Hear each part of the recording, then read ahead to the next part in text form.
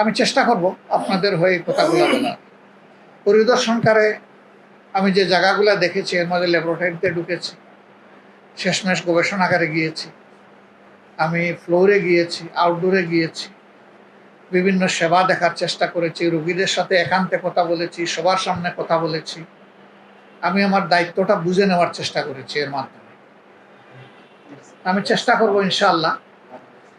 এই সময় প্রিন্সিপাল সাহেব বলছিলেন যে আমরা প্যাথোলজিক্যাল কিছু ইনভেস্টিগেশনের সার্ভিস এখানে দিতে পারি, কিন্তু আমাদের এক্সরে মেশিন আছে, ফিল্ম আছে, বাট একটা ভোল্টেজ স্টেবিলাইজারের অভাবে আমরা ওইটা অপারেট করতে পারি না।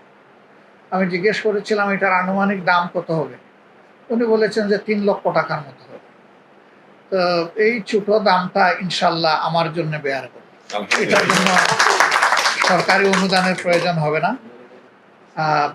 আগামী কালকেই এটা আপনাদের হাতে, কালকে বোধহয় বন্ধ নাকি, শুক্র শনি বন্ধ না শনিবার খোলা, শনিবার আপনাদের হাতে ইনশাল্লাহ পৌঁছে যাবে।